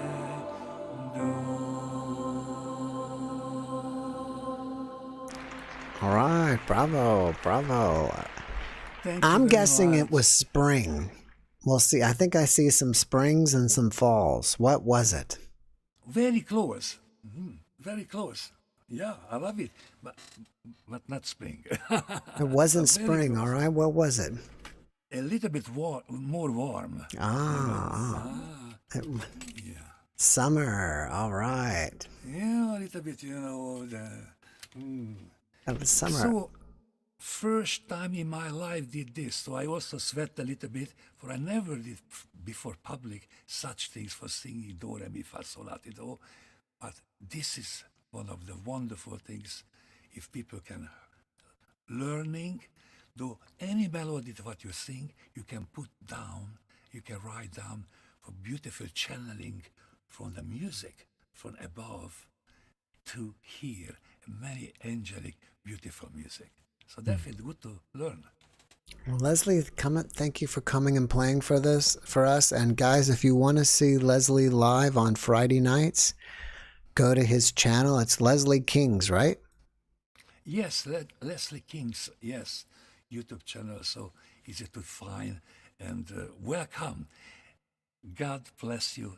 Thank you. God bless you. Thank you, Leslie. God bless you, and have a great day over there in Hong Kong. See you later. All right, so that was Leslie. Moving right along. All right, we got Mesa, which I believe is Ben, and He is in the Netherlands, and it must be maybe 3 a.m. over there. So thank you, Ben, for hanging on so long for us and staying up so late. And we'll see maybe he's asleep already. Maybe he just fell asleep with his computer on. I don't know. It seems like it's turning on though. There he is. Ben, can you hear us? I can't hear you. I don't hear you. Do you have your mic on? Uh-oh.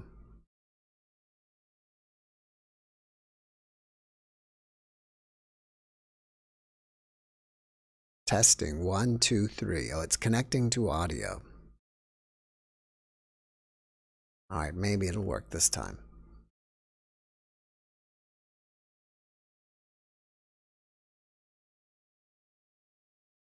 Sometimes it happens. Can you hear me now? Now I can hear you. Yes. Welcome, Ben. How are you? Good. Sorry, I wanted to hear Leslie, so I was using the site instead of the app. So it's all new for me. It's all working now. You're good. Yeah. So how are you this week? A bit of a warning for people next time. The program mutes your audio when you go into Zoom right now. So when you use the program, all your audio goes out of the window and you can't hear the podcast anymore. So use the site. Interesting. Yeah, I don't know. Unfortunately, I don't know. Since I'm the host, I usually don't end up dealing with that on that end. Yeah. But well, how? It's very important. Oh, yeah. Thank you for that tip. So what do you got new to share with us this week? Well, last time I was talking about how my soulmate was more in my dreams lately. Okay.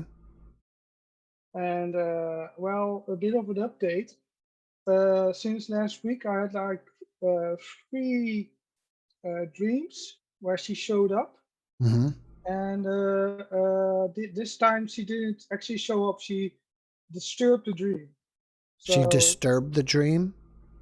Yeah, she literally broke the dream, like tore it into pieces. So the first dream, she was I was at school, at my high school, and I had 2 bullies over there, and they would always make fun of me and my girlfriend, and her name was Jessica, and well, she couldn't defend herself because she wasn't at my school. Yeah. But somehow the voice of my soulmate in my dream came through and basically told them to shut up and that Jessica was great. And I was like, and then my dream woke up. So she basically broke into my dream and told them what for. Wow. The next dream was, I already forgot this one, sorry. Let me pause it a bit. Oh yeah, she was she was no, that's not it. Damn it. Sorry. Well, okay. It's a little bit short, my thing, but one thing that also happened was this is funny because the lady with the cat people mentioned cat people. Right. I'm pagan, right? Right. I have like 15 of these in my house. Do you think that your soulmate is part cat? No, we have lives as cats and as cat people, and probably those cat people she mentioned. But yeah, I need to ask her more about that. But the actual goddess showed up in my dream. I try to I try to explain to myself, like, when I'm gonna live alone, eventually I'm not gonna take in a cat anymore because they cause too much trouble. Yeah. I'm like a clean flat guy when I'm in my new flat. And she basically came into my dream, held like a cat like this, put it in my new flat, and let it go. Oh, So she was basically telling me, we are keeping our bond, and you don't have any say in this. Get a cat. get a cat. Oh, wow. Well, do you have a real one? Are you if not, are you going to get one? We are cat people. We had like 5 till 2 died last year, and our cats live up to a very old age. They're all 18 right now, around 18. So yeah, we have healthy, fit, normal cats, 3 of them. Oh, that's great. Do you feel like you But personally? they cost too much trouble. Do you feel like you have 9 lives? No, just the one. Just the one. For now. All right. Yeah, and well, no, I'm not done yet. The last stream, my girlfriend didn't show up, but basically, I woke up in the middle of the night. A whole bunch of voices showed up to talk to me about things, and then I fell asleep. I got a dream, and in the dream, I was at a student convention, and there were benches and desks everywhere, and everyone was sitting like they were having lunch, like a typical American lunch scene. And I was talking to a Latino guy about an African American guy I know who was in the blood gang, and he was wearing all red in my head. And how about he raps about the blood in the crypts and all the stuff, and in the dream I'm like, who is this guy? And then then the same guy literally sits in front of me, and he gives me a packet of seeds and a cat. Oh, great. And the first thing I said in the dream, that wasn't me, that was my soulmate, who said, we're not getting a cat.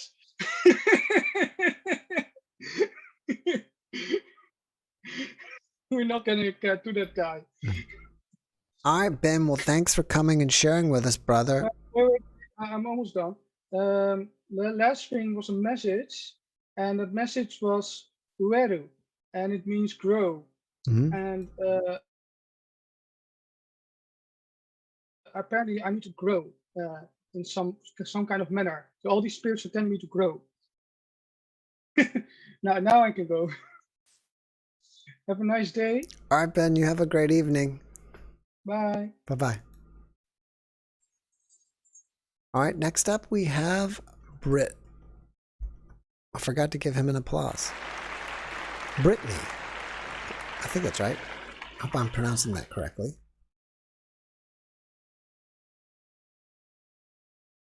And Hello. hello. I'm starting my video. Hi, Brittany. Hi. Welcome. Have you been on before? No, I haven't actually. Well, where are you zooming from? I'm from Pennsylvania. Oh, okay, great. What part? Like Franklin County, like middle Pennsylvania. Is that close to Bethlehem? No. No. It's close to Gettysburg. Gettysburg. Isn't that Virginia? Or is there Gettysburg, Pennsylvania? Pennsylvania, yeah. Is it close to Hershey? That's about 2 hours away from me. 2 hours away. All right. Yeah. Well, great. Well, I appreciate you joining us this evening. What do you have to share? So I wanted to make it kind of quick because I know I only have 15 minutes, but I 5 years ago I had a really traumatic experience, and progressively I started having really, really bad panic attacks. And over this last year, I started having panic attacks, and along with like PTSD from the traumatic experience, and started having memories that weren't my memories. Really? And yeah. What were they? What do you think they were memories of or from? I believe that they were my past life Hmm. memories, and they were very meaningful for me because of the experience that I had had that was traumatic. It was almost as though I was being guided into remembering why I came here and what the purpose is of life. Um, Over the last year, I had um, started a new job, and um, just as a housekeeper. So like I could be by myself. And when I was starting to have these panic attacks again and having these memories, I started to write them down. And I wanted to share with you and your listeners just what I, you know, what I got from my memories. Sure. Um, so the first thing that I remembered was um, again, I was having a panic attacks, and then I kind of like fall back into myself and had this kind of recollection of being a man um, in I gathered like psychically, I guess, and what would now be modern day Turkey in the year 496 BC. And I was in my body, and I saw through this perspective. I was walking on a dirt road, and I had what I presumed to be my son at my side, and I was carrying a sack of grain on my shoulder. And all of a sudden, I remember being pushed to the ground by three robbers that um, basically murdered me. And as that happened, I was out into a third body, like a point of view that was up here as the things were happening. And I saw my son run down the dirt road. And that was when I came out of my memory. And moving on, I again just going about my daily life. And after I have these kind of memories, it's like I'm okay for a while. The anxiety goes away, I feel a little bit better, and then it comes back again. So another memory comes back, and in this particular memory, I was very young. um I was probably 15 years old. I knew that I was a Native American. I remember being a girl, and I remember a what I believe is my soulmate was with me, and I was pregnant.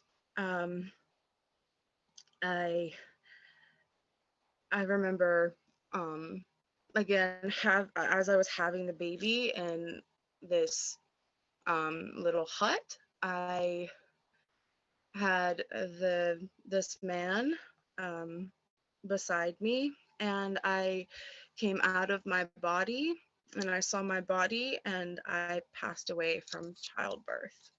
And I actually have a drawing of I don't know if you can see, of the man Oh, wow. who was by my side when I passed away. You drew that from memory? I drew that from my memory. Oh, that's great. I'm pretty decent artist, so Yeah. um I that was very powerful for me. Um but moving on to I knew it's weird because like when you're in that space, it's like I began starting to ask myself these questions: where am I? Where am I? And I got that I was in Virginia, and the year was 1251 AD. And so this is pre-colonized America. And I remember this being the happiest lifetime I ever had. Hmm. Yeah, I felt very communal, even though I died very young. And in the next past life memory that I had was I was a young girl in 1833. I was born in 1833, and my name was Elizabeth West. And there's a connection there because I was also born in Virginia. And this memory was very, very impactful because it gave me the message that I kind of wanted to tell people. In this memory, I was a little girl. I was probably 9 years old. This is the Victorian era. And I remember being in a house, and I was playing in a room and just playing like kids play. And my father came into the room, and he slammed the door and he smacked me very hard in the face. And as he did that, again, I came out of my body and saw myself as a little girl. And then as soon as he walked out of the room, I was back in my body as the little girl. And I remember opening the door, running to the right, and then up the stairs into an attic where there was a slave woman who was kept in the attic. And I ran over to her and gave her she gave me the biggest hug. And in that moment, I realized that why I was supposed to kind of be led down this path, and I'm sorry, and remember these memories was that I gathered that, you know, it wasn't that all the bad things that had happened, it wasn't the trauma that or the violence that was done to me or that's done to any of us. It was the authentic love that we give, the love that I had from that slave woman that I felt at that time was more like a mother to me than anybody else was. The same way that I felt that authentic love from the man who I believe is my soulmate and that helped me when I died in childbirth. So that's what I No, thank you. Thank you for sharing your experiences. I don't remember, but was there something that happened to you that started all these past memories coming back in the first place? Yeah, I was with a very abusive person who assaulted me, and I had bits and pieces of even that kind of memory. So as I was going through, like I was mostly having memories of that, and then it was like, what are all these memories that aren't my memories? I know this isn't me. What is this? And so that I kind of had to go down this kind of soul searching kind of thing to figure that out. And I came across Raymond Moody's book on past lives, and it made sense. And then I found your podcast, and I felt like I'm not crazy. Thank God. Welcome. Have you noticed that after you've kind of relived these past lives, have you gotten better with your panic attacks? You know, I have, and I think that it's so interesting because I feel more open to things now, and it's like I seem to I understand things more. And I have a lot of compassion for people because I think that's kind of what I was supposed to remember, was that we're here to love each other authentically without ego and without like trying to get what you can from people. And that has more power and more weight to God or whatever you want to believe than, you know, just self-serving or just violence that, you know, occurs to us. And I really needed to know that. I think that's why I think I was just like, my soul was like, you need to remember why you're here. Have you ever considered hypnotherapy to see if you can recall other lives and see if that'll help you? I think that would be something that I would look into. I'm not really sure where to find that or anything. um, but yeah, I would really like to do that. I have another memory of myself as another girl from Belgium in the early 1400s, but I don't remember that one enough to even kind of put it together. It's still not there. Hmm. But I I suspect that some of the dreams that I had when I was young may be related to that past life memory, possibly, but I don't remember that one enough to say anything about it. I think I was more I when I remembered being Elizabeth West, I remembered that name specifically. And I looked up, there was an Elizabeth West that was born in 1833, and that's when my whole world just changed. I can't make that up. Like how Mhm. did I know that? How did I come about that knowledge? Like I don't know. And that totally reaffirmed everything for me, and like really also made me believe, okay, I'm not crazy.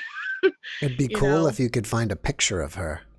I know, and that's the thing. I'm trying to look into that, but I don't think she was really that, I'd have to maybe contact a family or something and be like, hey, by the way, I may Hmm. have been related to you in a past life. Right, right, right, right.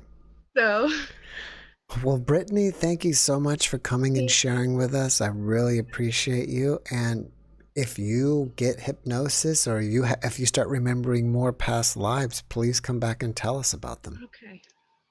All right, thank you. All right, thank you. Have a great evening. Bye. Bye-bye.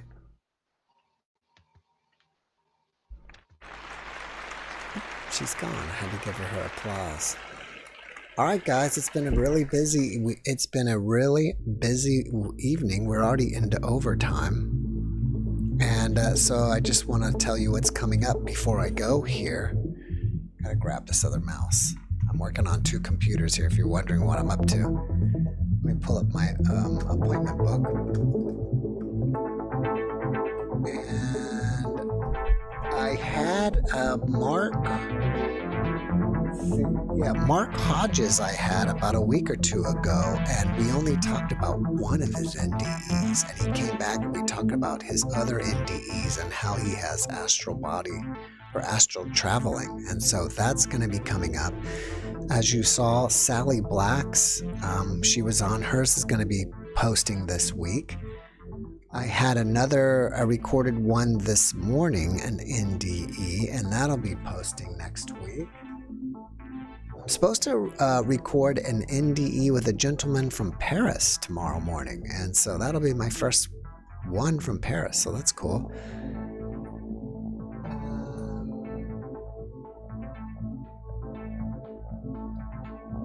I have somebody that I'm supposed to speak about maybe animals on the other side or something. Then I'm supposed to be recording another NDE, I think on the 1st I'm going to be recording another matrix simulation type of video. And then another one, and I didn't write it down, but I looked at it today, and then someone else who's had UFO experience. Oh, Michael Horn, he's going to be back, and he was very polarizing guest that talked about Billy Meyer. Well, we're going to be talking about what Billy Meyer has to say about the afterlife and stuff like that, maybe even about NDEs, which would be interesting. So we hopefully will get an alien's point of view of NDEs, and that's what I've got scheduled coming up. So it's videos are still coming, and we really appreciate you guys watching them. And thanks for coming again. Thanks again for coming tonight, and I hope that you enjoy all the content that we're putting out for you. And I hope that not only that you keep watching, but you'll tell a friend. And I have a personal goal that I'm trying to get to 100,000 subscribers here, and we just crossed 70. And so hopefully we'll get to 100,000 very quickly, so that'll be great. And then I could celebrate with you guys when I get the little YouTube play button. That'll be cool. On that note, guys, thank you again for coming and hanging out with us. We really appreciate you guys. We love you guys, and we wish you the best. So have a great rest of your weekend. God bless you, and good night.